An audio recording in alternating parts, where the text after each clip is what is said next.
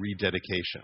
And it's celebrated, most people think of Hanukkah, even Jewish people think of Hanukkah, it's, as you said, the Jewish Christmas. It's really not. But a kind of lighthearted holiday. We light the candles.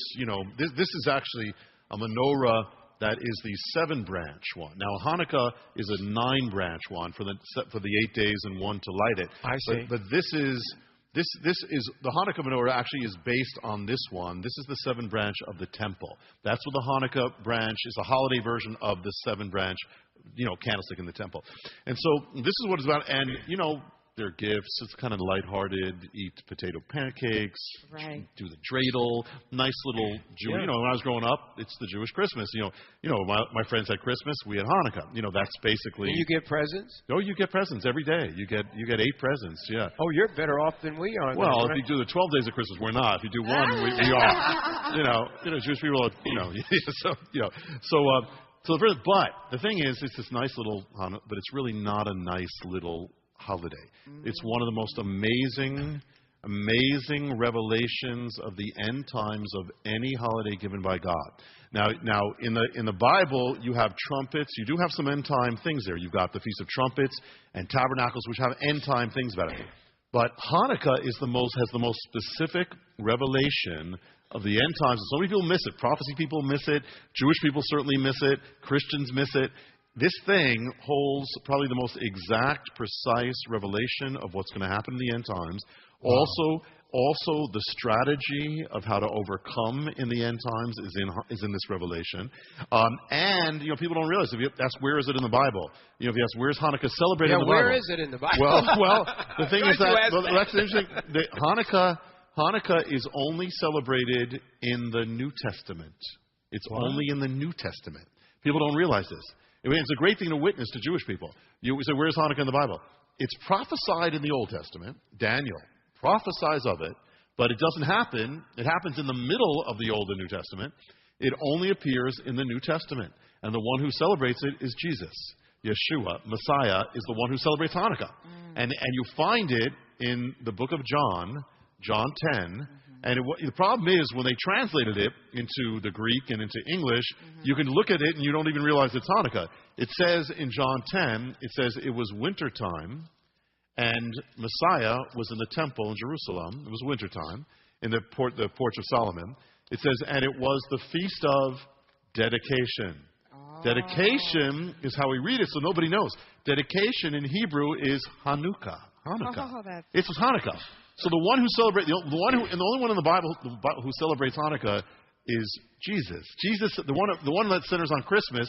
We don't know that he celebrated Christmas, but he celebrated Hanukkah. So the one who, so there's a connection right there. And that's a great thing. Again, a witnessing tool to Jewish people. Do you know where Hanukkah is in the Bible? New Testament. It's John 10. Messiah celebrates Hanukkah, and as he does, and that's when he's revealing, I am the one. I mean, right there, he gives a Hanukkah speech. And the thing about it is, the other connection is that without Hanukkah, you would not have Christmas.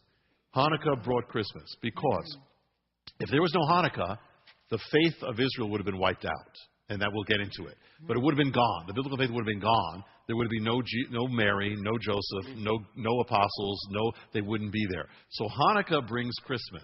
So people realize, so it is a feast that not only Jewish people should know about, or I know many Christians who actually like the menorah, but it's something that has everything to do with our faith. So it very much, and that's just where it is. But then on top of it, you've got this end time revelation that is so filled with things, which we can get into. I want to do that. Yeah. Can we do it now? Yes, we can do it now. I want to know. I'm an end time preacher, I guess. I don't know. Well, the first clue about Hanukkah, and we'll get it. In order to understand it, you need to know the story of it. But before that, to even say this, for instance, the history of Hanukkah, the record is not the Bible proper. It's in the book of Maccabees. That they record it. But it is history. It's real, and God was in it. God was doing this. Because again, if he didn't do it, you'd have no Messiah coming. Right. So God was in Hanukkah. And so it's recorded in the book of Maccabees. That's history. It's not the Bible. We can use it as history. And so what it says is, it speaks about what they did. It speaks about it talks about this man called Antiochus, who was this king we're going to get into, but this has everything to do with the end times. And it speaks about something that the book of Daniel prophesies of it. So the book of Daniel says, so you read the end of Daniel, it says, he speaks about Antiochus. He speaks about the events of Hanukkah. And he speaks about and what he says is, he says, how long, what Antiochus did is he desecrated the temple. Sound familiar? He desecrated the temple, and he caused the sacrifices to cease. And says, for how long is this going to be? And the answer given in Daniel in the original version, it says, it will be for a time, times, and half a time. A time is a year, times is 2 years, and half a time is 3.5 years. So Hanukkah, you begin to have this figure of 3.5 years is all about this thing about Hanukkah. But then, when you read Daniel, who speaks about this, he also speaks about the end. He says, the people of the prince who will come will destroy the city. He speaks about the Antichrist. The people who destroy the city were the Romans.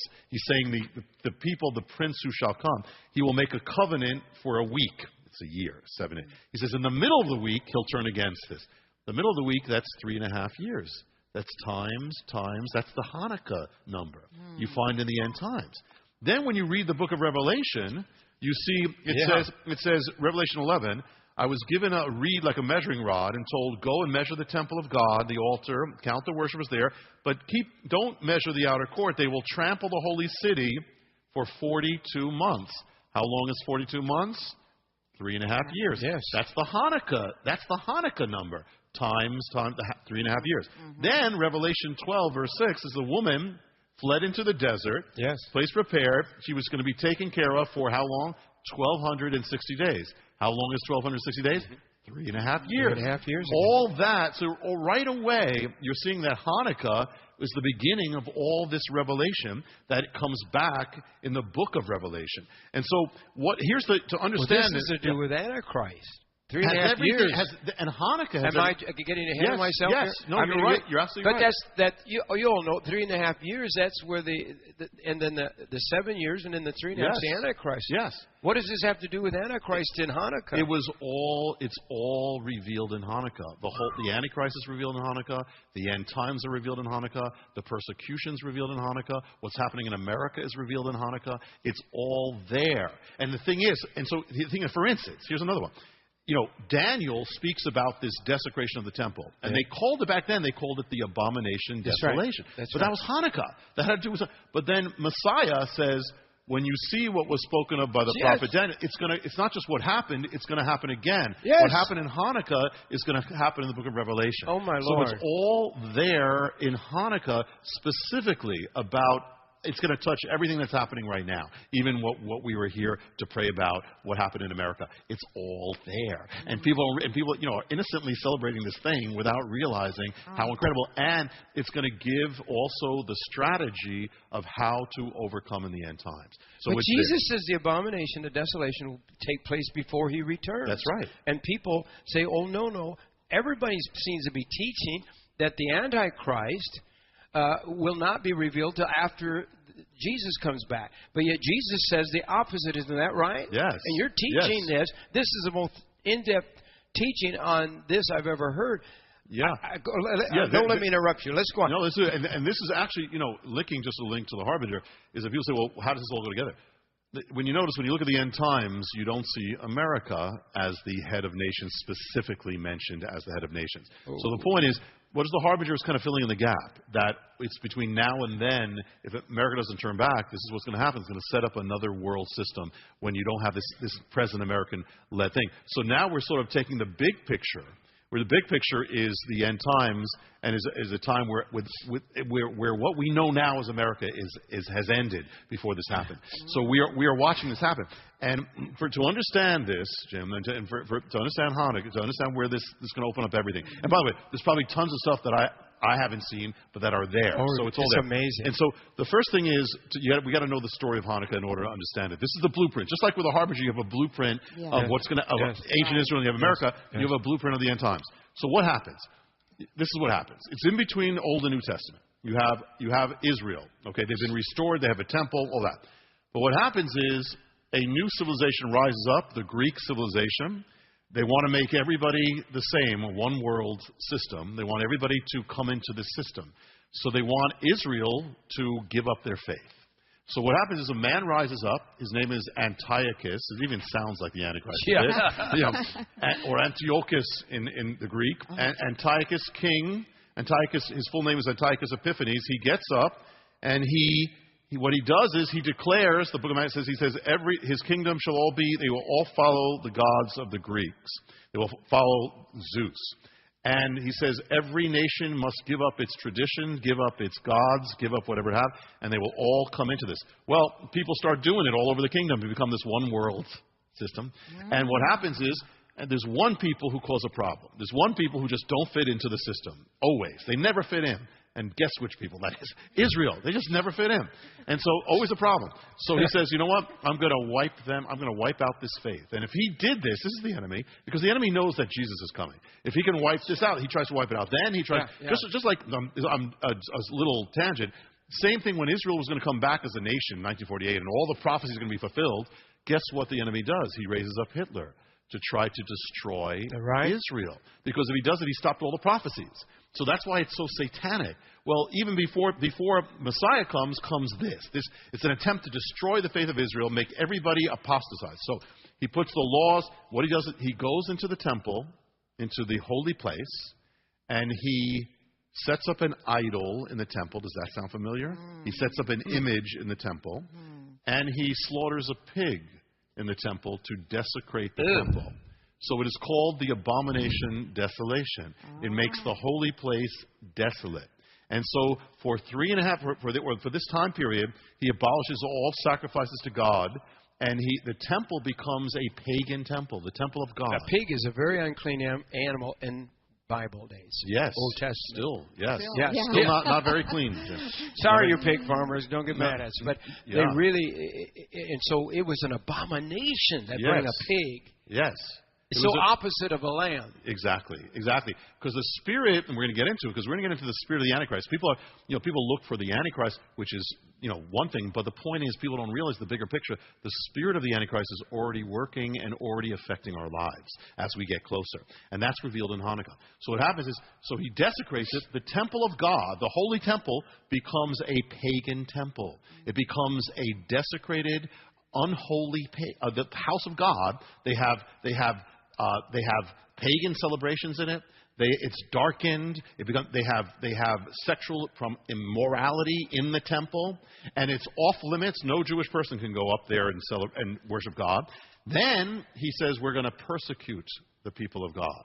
Anybody caught with a Bible or a scroll is going to be killed. And they start burning scrolls, burning Bibles. They say anybody who observes the Sabbath is going to be killed. Anybody who teaches their children in the ways of God will be killed. We're going to force across Israel, we're going to force people to worship the Greek gods. So they force people to sacrifice, they set up altars all over the land of Israel. And it looks like he's going to wipe out the faith of the Bible. It's going to be gone, in which case we would never be saved. So this is the enemy doing it all over. It looks like he's going to win, and people across Israel start going along with it. This is the time. This is the way the times are going. We better just go along with it. We'll go along with the Greeks. We'll go along with this. We'll walk around naked in the gymnasiums. We'll we'll be like the Greeks because we'll do that. So they start going along with it. Even religious people start going along with this apostasy. All happening. It's going to be wiped out, except that God has a different plan. And from the middle of nowhere, from the hill country of Judea, people who are kind of not in the world system, a family called, his name was Matthew or Mattathias, and he has these sons. And he's watching as they're forcing people to sacrifice to this, and he says, I will not do that. And he says, I will never follow away from God. He raises up, he starts a resistance. He heads for the hills because they're going to be persecuted. He and his sons, one is called Judah, or Yehuda, one is called Jonathan, and they are given the name the Maccabees. That's where you get the name Maccabees. And so they go up to the hills. They don't know how to fight. They don't know how to do anything. They say we're going to resist this. What happens is the Greeks send an army against them, and miraculously the Greeks lose against them. They take the weapons. They didn't have weapons before. They outman it. And then they send another army against them. They win again. Then they send another. They say, whoever's for God, come with us. Leave the world. Come in the mountains. Come. Whoever's for God, you got to make a stand. You cannot just go along with this. People start joining them. Another army comes. Miraculously, they win again. And then they look at they were looking at all the numbers. They say, we're outnumbered. We don't even know how to do this. They say, but with God, it doesn't matter how few we are. It doesn't matter if we're the minority. We're going to win. And so they pray. They literally pray and fast. They fast and pray. And they win. And finally, Antiochus, who actually we're going to talk about him as the shadow of what he does. He is the shadow of the Antichrist the Bible gives. But he sends half of his entire army of the kingdom into the little land of Israel with elephants and all that to wipe them out completely. And the Maccabees win against Antiochus. They win, and so it's all gone. They come up to the temple. They look at the temple, and they see this pagan place, desecrated, defiled, all these things. The idol that the Antiochus set up. They take it out. They smash it. They take it. They find the temple. They reconsecrate everything. They find the lamp, the candle, or they redo it, which had been gone. No light. The light of God. They put it back. They light the lights of the menorah. And there is a story later by the rabbis that there was a miracle of oil. That's legend. Okay, but what they did is they light it and they celebrate. They dedicate the temple by lighting the menorah, the light of God, and this becomes the lights of the Hanukkah. Hanukkah is the rededication of the temple. So here they rededicate it, victory. They cleanse themselves. Everybody repents and cleanses themselves. The temple is back, and Israel becomes a nation again unto God, and Messiah comes. Now that is Hanukkah. Now Hanukkah. Now, woo, isn't that a good? Wow. We would not. Again, none of us here would be saved. Which is Christmas, too. Christmas is coming. And it would never happen if this didn't happen. So God was in this. And the thing is that, and to this day, so Jewish people are lighting the lights of the menorah. Yes. But most Jewish people don't even realize why they're doing it. They're celebrating a temple that doesn't exist. There hasn't been a temple for 2,000 years, except it says that we are the temple, which, by the way, Hanukkah has a message to us, too. And so, as far as the end times. So that is the blueprint. This is the blueprint of the end time revelation. And from this, you're already, as I'm talking, I can see your things are clicking because it's going to have it's going to tell us all sorts of things about what is happening, what will happen.